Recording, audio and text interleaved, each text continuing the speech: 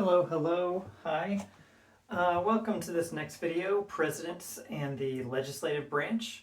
So this is a particularly timely topic because I think it's because of a new arrangement that's been negotiated between the President and Congress this last year. I'll be linking to a few of the pieces I'm talking about in the course, but I wanted to kind of take you through not necessarily Congress itself, but really the President's relationship with Congress.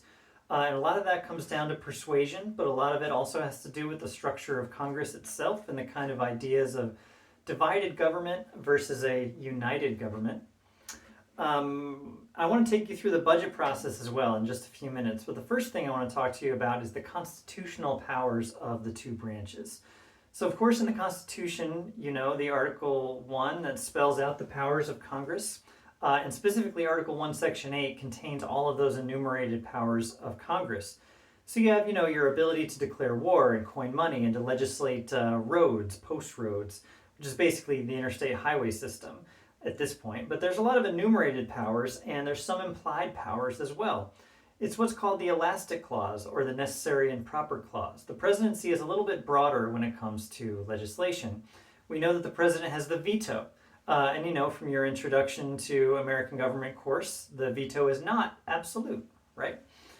Despite what some of the framers like Alexander Hamilton had proposed with an absolute veto, we know that it can be overridden, and if it's overridden by a 2/3 vote in both houses. So without that 2/3 vote in both houses, the president can be very effectively a minority leader within Congress. The president doesn't necessarily need to have a majority in both houses in order to get legislation passed. The president just needs to have a kind of strong stomach for negotiation, to be able to know they can persuade some members of the majority party to vote with them instead of their party leaders on the budgetary process and other legislative priorities. But frequently, the presidents are having to do that, as I've written out here in my own kind of little math, over all the years of the 20th and the 21st century, so that 120-year period.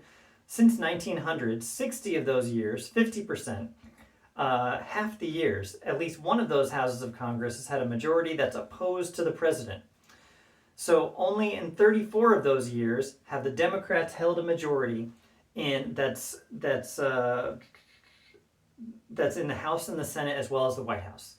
In 26 of those years have Republicans held a majority in both the House and the Senate and the presidency.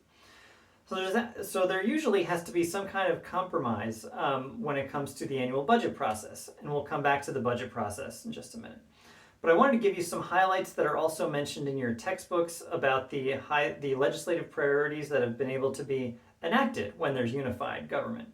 So there's a few examples of this, most notably the New Deal, especially the first part of the New Deal in Roosevelt's initial term. When he was elected, he had a Democratic majority. There was one term of a Democratic majority under Hoover in the last 2 years of Hoover's administration. And so in the first 2 years of the Roosevelt administration, he was elected by a pretty wide landslide, as you probably know. It wasn't absolute. He got, I think, around 60%.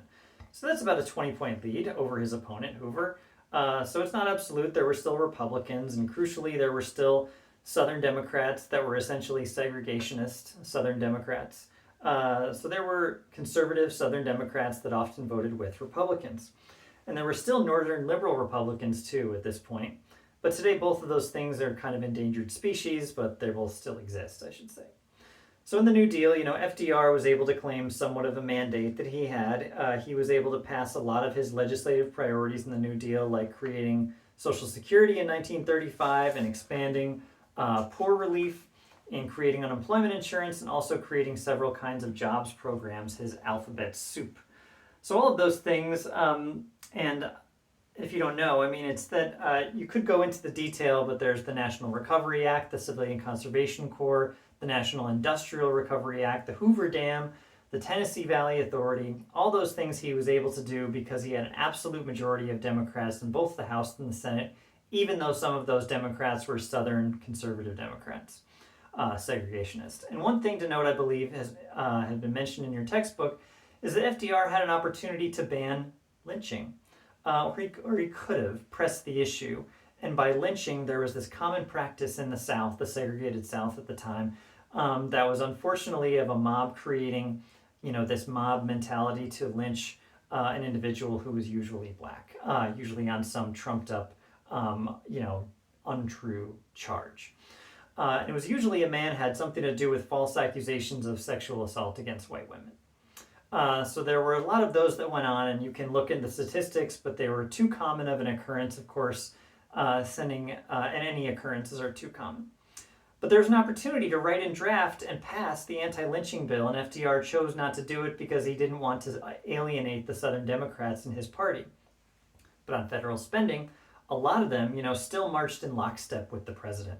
He was a very popular president. So in 1933, of course, also 1965, when Lyndon Johnson had the Great Society initiative that he had planned in the wake of the Kennedy assassination and his own election in his own right, he had beat Goldwater, his Republican opponent, by about 20 points again. He had a pretty understandable mandate. He passed a lot of social welfare legislation. Expansion of Medicare and Medicaid, the Higher Education Act that provided a lot of the framework for federal funding to colleges and universities. Food stamps, just a strengthening of the social safety net, or really a creation of a net kind of building on the New Deal 30 years later. And he was able to pass that with a Democratic majority, but by 1968, he was unpopular. Too unpopular to really run for re-election in his own right, because primarily of the Vietnam War. And the Democrats did have a Democratic majority in the late 70s post-Watergate, but Carter only beat Ford in 1976 by about 2 points. So he did not have the same mandate as Roosevelt and Johnson did. And he didn't have the same kind of mission except for stability and against inflation. And maybe there was some stagnation and some inflation happening in the economy. So it was also in reaction to the Nixon led Watergate scandal that had occurred about 2 years before. So Carter had a really very tenuous grasp on popularity. And for the majority of his presidency, I would say he's an unpopular president. So that's another aspect to this that we can talk about another time in terms of, how popular a president is, strengthens their negotiating stance with other branches of Congress. So Carter had unified government, but didn't do much with it. I'd like to argue even that even properly Reagan didn't have unified government, but he could, because of the conservatives in the House and other Democrats were still around, they voted with him on economic measures. So he mostly had effectively a unified government. He had a Republican Senate majority and everything too. And so by terms, and he had a Democratic-Republican coalition majority in his first 3 terms. Reagan did, but by terms, congressional terms. So those are 2-year periods. So 6 out of his 8 years, he had effectively a Republican majority in Congress. So let's see, and the president so there's a new House majority every 2 years, and the president kind of has those midterm elections. They may have unified government the first 2 years and then lose that in the second 2 years. That actually often happens. So that's happened, if I can remember, it's happened in the Clinton administration, the George W. Bush administration, and in his second administration, the Obama administration, and the Trump administration. It seems like it happens very frequently these days. So it didn't happen in the first Bush administration, but it did in the second. So let me say that again, the Clinton administration, the Obama, and the Trump administration, all 3 of those, they started with a unified government in their first 2 years and having their own party be the majority in the House and Senate. Then in the second term, the second half of their first term, they lost that majority in one or both of those houses.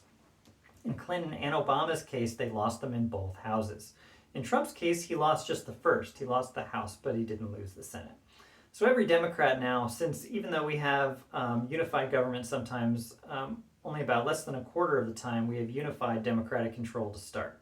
Every Democrat in the 20th and 21st century now has been elected with unified control of the government. But that's not true of Republicans. Democrats have gotten a majority in both the House and the Senate for their first 2 years of their term. So Wilson, Roosevelt, Truman, Kennedy, Johnson, Carter, Clinton, Obama, and now Biden. They have all had to start with at least a unified Democratic control. The point is, have they been able to do anything with it? Well, in 2009, as you know, with Democratic control that occurred after the financial crisis.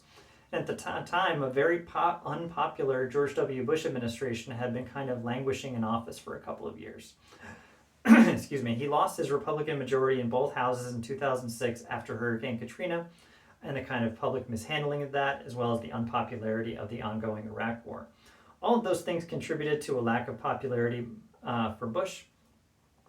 And see, in 2009, we have another popular president this time, but it's in the midst of a very, very dire financial crisis, the Great Recession. And so they were able to get kind of a bipartisan consensus on a stimulus package that was about $1 trillion, and the Democrats were able to pass it.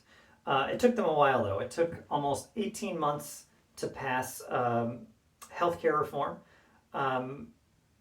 A very kind of awkward healthcare plan that was not anywhere near the kind of universal plan they wanted. Even though, and I have to say this, even though Obama had 60 Democrats in the Senate out of 100, he had a filibuster-proof majority. And he had, I'll talk about the filibuster in a second, but he did not have, he did not have a filibuster-proof majority, a large majority in the House. They weren't able to get past the very popular idea of universal health care, that there was the number one legislative priority, and everything they worked on. Despite all of that, it was still very, very difficult to pass. But Obama made a lot of campaign promises, around his slogans of hope and change. And he said that he was going to get rid of lobbyists in his administration and defy them. He was going to go after corporate lobbyists specifically. He was going to raise salaries of teachers, and he was going to do healthcare reform, and healthcare reform does not do much around teachers and education. Healthcare, he did pass a bill to kind of prop up and fill in gaps of existing coverage in the existing system, but he didn't radically change it. They enacted credit card reform while kind of allowing student loans. They allowed young people to take out, thousands of dollars in student loans, but they didn't let young people have more than $500 in a limit on their credit cards. Makes no sense. And so that's maybe why we stopped hearing a lot about credit cards after 2009. But what else did Obama do? After 2010, not much after 2010, he lost his majority after a lot of his agenda was stifled. And I want to point out the Senate Majority Leader at the time, Mitch McConnell, still today, he said his number one legislative priority in 2010 was defeating President Obama for re-election in 2012. So they weren't interested in compromising with him or even legislating at all. They were interested, understandably, but, kind of clear political calculus is not often made public. He was just very good at saying that we don't intend to work with Obama, and he was very good at obstructing. So at this time, again, 10 years later, it would seem that Republicans have a good candidate there to be able to obstruct the new president's agenda, President Biden's agenda, although they are reportedly on better personal terms, McConnell and Biden, but I'm not sure that matters. And by the way, so Republican kind of unified control at the beginning of it. McKinley had it, Teddy Roosevelt had it, William Howard Taft. They had a relatively prosperous time, but then in the 1920s, the next time there's unified Republican control, the longest stretch I should add is about 10 years. The Great Depression, the end of that was in 1929. So Republicans really lost the majority after that, and they had the same Secretary of the Treasury with persistent, relatively consistent economic policy under Andrew Mellon during the 1920s. Okay, so in terms of the filibuster, I know this is kind of an awkward transition here, but let's come back to Obama and the filibuster. So Obama had said he wanted to get all 60 Democratic senators to sign on to his healthcare legislation. He didn't want to leave anyone out, so his administration at least compromised to the point, there were people like Mary Landrieu of Louisiana and Ben Nelson of Nebraska, who were the 59th and 60th votes for his healthcare package, who were demanding outright almost bribes. They weren't personal bribes. They were millions of dollars of legislative aid directly to their states in order to secure their own re-elections because they thought that these would be unpopular bills in their state. The healthcare bill would be. So in the wake of, a bare Republican majority controlling a lot of Trump's administration, he was able to pass a pretty unpopular tax bill in 2017 with a bare Republican majority, nowhere close to 60 votes. They used reconciliation. And I'll talk about that later. But the filibuster seems like it's been dying a very slow death over the past 20 years. And historically, it's been either the villain or the hero. It's been a major player in legislative drama. And in the past, I don't want to get too far into this because, this is, of course, about the presidency. But the presidents, have had clear majorities like Obama and now Biden, and they've been stymied by this idea of the filibuster. And in the past, the filibuster stopped things like the Civil Rights Act from passing in 1957. But the filibuster itself, just to be clear, is this idea that as long as you are a single senator and you hold the floor and you have 40 other senators with you out of 100, you can stop the current issue from being voted on. You can continue to date and just freeze the agenda of the Senate as long as you hold the floor. And Strom Thurmond of South Carolina, who, by the way, not a partisan issue really, but he was very chummy with Joe Biden for a long time. He was this kind of arch segregationist Democrat who had become a Republican leader. And he chose to, filibuster the 1957 Civil Rights Act, which is a very popular idea at least in the among white voters in his 1957 South Carolina that he represented. So that wasn't passed for another 7 years until the Kennedy assassination and certainly the Civil Rights Movement. So where was I? So with the filibuster, there were a couple of other instances that Alphonse D'Amato, who is this senator from New York in the 80s and 90s, wrote in his personal memoir. He was a New York Republican senator. He wanted to get certain federal funding for New York, and as you know, he stopped eating and sorry, you don't know this. He stopped eating and drinking for a little while, so he could just stay on the floor and have this great physical feat of not being able to have to worry about going to the bathroom. And he was successful, but often the threat of the filibuster replaced the filibuster to the point where the Senate became a 60-vote majority necessity. And the minority held an inordinate, I would say, amount of power over the majority. So now we have a situation, but we have a situation that there's two wrinkles in. Recently, both parties had whittled away at the power of the filibuster. The Democrats in the early 21st century decided to get rid of the filibuster for judicial nominees. And the Republicans got rid of them for cabinet appointees as well. And so now you just need an absolute majority for those appointees in both cases, 51 votes instead of 60.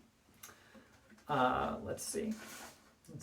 I remember one of the first photos taken in the Trump administration was confirming Betsy DeVos as education secretary in 2017, even though it was a 51-50 vote. And even though, Democrats did not have a majority at the time, but there were a few Republicans that voted against her as well. So there were a lot of party line votes that the vice president has had to cast a tie-breaking vote in the past. And there's not too many instances, though, of a 50-50 Democratic to Republican split ratio in the Senate. The last time it occurred was in 2001. And this is a really interesting example, I think, because in 2000, in the 2000 election, we know how historically close that was between Bush and Gore. But between Bush and Gore, there was, Bush won the Electoral College, and Gore had won the popular vote, and it was similarly close in the Senate. So there was a Republican majority. But in the Senate, there was a 50-50 split. But then there was also a liberal Republican named Jim Jeffords from Vermont, who in June of that year, 2001, had come to some agreement about power sharing in the Senate. There was Mitch McConnell. He was the Republican leader, and Tom Daschle was the Democratic leader. I'm sorry. Oh, that was Trent Lott. It was not Mitch McConnell. He was the assistant majority leader. So Trent Lott was the kind of acting majority leader, even though he only had a 51-50 majority, and Tom Daschle was the Democratic leader. But Jim Jeffords went to go tell the president, George W. Bush, that he didn't support his agenda and that he was going to change parties. He wasn't going to outright change parties. He was going to declare himself an independent. He wrote a book, by the way, called My Declaration of Independence. And he went to go caucus with the Democrats, much like another Vermont senator today. Bernie Sanders does the same thing. He's an independent who caucuses with the Democrats. So he's essentially a Democrat in all but name. And so Jeffords kind of took away that need for a power sharing agreement between the two parties that were evenly split. And so at the time they had a whole resolution, and there's a great little piece I'm going to link to on the computer that talks about the last time this happened 20 years ago. So today we have a Joe Biden administration with Kamala Harris as the vice president. And she recently was a senator, and so now is the tie-breaking vote in the Senate. She's the president of the Senate, part of that constitutional duty, which usually just involves opening the Senate at the beginning of the year and counting the Electoral College votes, as Mike Pence had to do in January of 2021. And we all know how that turned out. But Kamala Harris will probably have to be in Washington a little bit more than a vice president would want to be, especially a vice president who clearly has presidential ambitions like she does. She would want to be traveling the country and appearing on behalf of the administration, not staying in Washington all the time, having to cast a tie-breaking vote. So I'm sure that's going to occur quite a bit. She's doing that. Question is usually in the Senate. There's a lot of questions that I'm just going to boil down to the Democrats get to act as the majority because they effectively have the majority, though it's been hinging on two senators, Manchin and Sinema, who have chosen to really obstruct a lot of the Democrats, the White House agenda and most of the Democratic majority's agenda, even though they are Democrats themselves. So what does this all mean in terms of the budget process, in terms of the legislative priorities of the new administration? I call it a process here because there's not much of one. I mean, there are hearings, and speaking of Bernie Sanders, as I did, he's the Budget Committee chairman in the Senate. But the House and the Senate both have budget committees, and the Democrats are going to have the majority on both of those. So they'll really be able to at least control the Biden administration's budget requests, and the budget requests will be made by the Biden administration, White House specifically, not the Congress, but the administration will submit these budget requests to Congress for all the cabinet departments and all the federal government's agencies. But the budget committees will then craft their own bills. They are budget bills, but guess who gets to have their own parallel process that gets to either zero out or change any of these legislative priorities? That's the Appropriations Committee, which I would argue is a much more powerful committee because they essentially have a veto over what the Budget Committee does. They're kind of these two parallel processes, the budget process, because they end up saying, okay, here's our bills, now we get to negotiate them. And that process, is where they get to hold hearings. The Appropriations Committee, as well as the Budget Committee, has several subcommittees that have jurisdiction and funding and oversight over federal agencies. So, for example, the Department of Agriculture in the Obama administration and Biden administration now will have been supervised by the House Agriculture Committee and the Senate Agriculture Committee, but then they also get kind of to send their wish list to the Budget Committee, and the Biden administration has their own wish list. So it was kind of all funneled into the House and Senate Budget Committees, and then they have their own independent bills that kind of get reconciled between the House and the Senate. And again, the Appropriations Committee can kind of go back and perform a veto over all of that because they get to form the final bills that get signed by the president. But one of the stages is that there's a process called reconciliation. And reconciliation is supposed to be a technicality, but like the filibuster, is a technicality that's produced a political reality. And that reality is you can only do a budget reconciliation once every year, and that's just the way it's worked out. But budget reconciliation is supposed to be just ironing out differences between the House and the Senate. So you need to,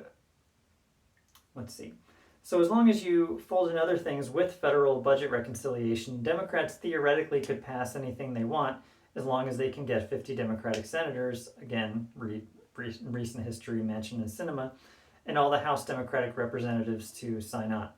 So it would seem as if they have the real ability here politically to kind of use the reconciliation process to their advantage, as the Republicans did during the Trump administration, especially when that aforementioned tax bill is talked about. They may need to do that because prior to October 1st is when the fiscal year occurs, and that's when the budget needs to be done. There's been a couple of times in recent memory, or in modern times anyway, in my lifetime, where the lack of a budget bill by October 1st has caused a government shutdown. One of those times was in 1995 when new Speaker of the House Newt Gingrich and the Republicans in Congress decided to push through a couple more of their national agenda items the Clinton administration didn't want, like a welfare reform bill and some tax cuts. And Clinton administration, I guess, opted not to sign those budget bills and to veto them, and the House chose not to send more budget bills back. So they had a stalemate, and they shut down the government, and for the first time in a long time, I think since the 70s. So all non-essential employees were let go for a time, and until things came back another time during the Trump administration, despite his Republican majority, even though this was after his party was really defeated in the House, he was arguing with Republicans over certain legislative priorities that are, we can go over it if you want to, but, I'm sorry. Let's see. But I honestly don't remember what the priorities were. They were just sticking points in the negotiations. But I know the national parks were shut down because I went to the Grand Canyon during that time. And it was just like 1995, and Ted Cruz had actually managed to shut down the government. And that's in 2013. And that's a different story, and it's not quite the same dynamic, but it was over Obamacare. Single-handedly using the filibuster, he was able to stop the Senate's progress. So the president is part of this kind of legislative story because the president can act as a party leader and as a veto player. But of course, if there's a 2/3 majority in the House and the Senate, they can easily override the president.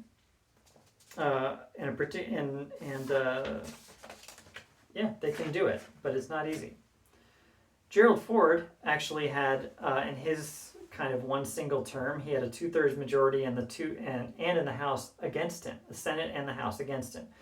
So he wasn't able to get a whole lot done, understandably, but he still managed to almost win. But for a few thousand votes in Ohio and Illinois, he probably would have won the election. So, and I guess maybe Georgia too. Carter should be given credit for that. But that was the last time there was really a durable 2/3 majority of the opposing party against the president. So as long as the president, and I think President Trump really proved this, as long as you have a durable minority, you can really push through a lot of your agenda by sort of refusing to budge. But if you have an absolute majority, as the Biden administration now does, you should have no political issue with being able to push through just about anything using probably reconciliation. Because now it's no holds barred. And as far as the filibuster is concerned and reconciliation, Mitch McConnell has been making noises for a while in public statements about wanting to preserve the filibuster because it served him well in his career. He's been really the master of the filibuster, I have to say, since his time in the Senate in the 1990s. So he's seeking to preserve it, and Democrats are seeking to go back to, in 2001, those agreements from 20 years ago that only lasted for a few months.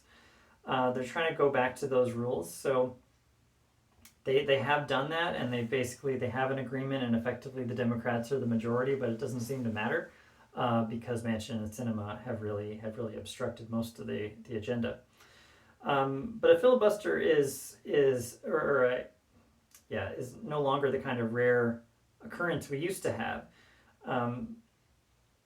There's a great book by John F. Kennedy before he was president called Profiles in Courage. A lot of people think it was ghostwritten, but it doesn't really matter. There was a story in Profiles in Courage about a lone senator who decided not to convict Andrew Johnson of high crimes and misdemeanors. Andrew Johnson, the very racist post-Lincoln president, post-Reconstruction president. The Republicans had impeached him, and because he wasn't very much of a Republican. But that would have undermined the idea of the presidency in the Profiles in Courage book, is kind of the assertion that's made. But then, of course, Nixon was all but impeached in 1974. They spent several months on primetime television in the 1970s, 73, 74, outlining and writing the articles of impeachment live, as people ate their TV dinners, and they were about to impeach him until there's this one story of Barry Goldwater, actually a friend of Nixon's, going to the Capitol, going to the White House, and saying, "Mr. President," in August. This is like August 8th, I think. We have, as you know, you need a 2/3 majority to convict a president of high crimes and misdemeanors, and remove them. Convict them of high crimes and misdemeanors and remove them through the impeachment process. And we know the House is going to impeach you. It's the way it goes. It's Democrat controlled. And there's going to be a trial in the Senate. and you just need 34 out of the 100 senators to be able to acquit you. So you have high crimes and misdemeanors. Mr. President, I'm here to tell you that instead of 34, we have 12. So 88 senators, Republican and Democrat, were going to convict Nixon of high crimes and misdemeanors and remove him from office. So it was a combination of the Watergate scandal, the popularity of the Vietnam War, the unpopularity of the Vietnam War, and high inflation that people had been experiencing of up to like 13%. All of those were factors in his unpopularity. He had like a 22% unpopularity or popularity rating. So it wasn't only because of Watergate, it was a combination of those things, and they were going to remove him. So instead he did what he called the honorable thing. He resigned. He said later in his life he took the fall for other people. That simply wasn't true. He had fired a lot of people and thrown them and thrown a lot of his advisors under the bus. He'd already done his bit to kind of survive anyway. So after Nixon, Clinton, of course, came through his own kind of personal scandals, and he was impeached for perjury mostly, and they called that a high crime and misdemeanor. The Republicans kind of had an outright majority, so they impeached him. And his presidency was really dead after that. You know, for about 2 more years, he stayed in office, but nothing really notable happened. He was going to partially privatize Social Security. He was going to try doing that. He had a deal worked out with the Republicans in Congress. But he was pretty frozen after that. He's personally very unpopular. And so impeachment in that sense did kind of end the Clinton presidency, but it didn't remove him from office. And again, in the Senate, that was not nearly enough votes to convict him. But now we've had 1 impeachment and now 2 impeachments of President Trump. And the first one, just like the Clinton administration, they had a trial, but it was a foregone conclusion. And the second one is unprecedented because it's impeaching a president for something he did in office, but not to remove him immediately, but to bar him from office in the future. And so that wasn't successful, but it was, it did set a new precedent in kind of constitutional law. Let's see. So high crimes and misdemeanors specifically for his role in the Capitol insurrection, if you weren't aware of that, but I'm sure you all are. So the House vote is just sort of an indictment, just as a takeaway. Impeachment is just a process that means we're going to give you a trial. That's what the vote means, to impeach. But to convict is the real vote, and that's in the Senate. You need 2/3, and it's never happened. It's just never happened in American history. Nixon, it was going to happen, but he chose to resign instead of face that indignity. But let's see. These are the kinds of things that factor into a president and Congress dynamic. But there are a lot of things. Remember, the Senate has advise and consent authority over presidential nominees to not only the cabinet and the executive branch, and that's about 1,200 people, but also the hundreds of judicial seats that are, lifetime appointments, as well as the Supreme Court. So that advise and consent power is how they hold hearings on presidential appointees. But the Senate and the House both have oversight power, which means they can investigate and hold hearings over virtually anything that happens within the executive branch or in any of the branches of government. So a president or Congress often, will not conduct trials, but conduct investigations. When, for example, Congress compels you to testify, you have to testify, right? It's the same as court. Right? But in any other court in the land, Congress has all these powers that create these checks on executive power.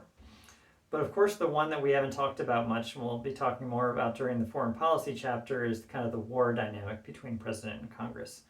Of course, the founders, talked about how only Congress should be able to declare war because that's the people's branch and the president more of a monarchy. Things would have changed. They're both popularly elected at this point, Congress and the president. But in addition to that dynamic, you have to think of the fact that Congress still controls the purse strings and the president can commit troops. But there's something called the War Powers Act, and I should call it the War Powers Resolution. It's never been recognized as law by any president, even though it was passed over a presidential veto in the wake of Nixon's bombing of Cambodia during the Vietnam War. That was another thing that was unpopular, by the way. But every president has sought more and more war-making power, unilateral war-making power, and has not even really acknowledged the congressional war-making power. And so that's been kind of a uniform dynamic between presidents of all parties since the Roosevelt administration. And I would say that that's maybe one of the more profound kind of sticking points between presidents and Congress over the last 70 years, certainly in the modern presidency. And we'll talk more about the authorization for the use of military force again during the foreign policy chapter. Thanks for watching this, and I look forward to our discussion and your papers.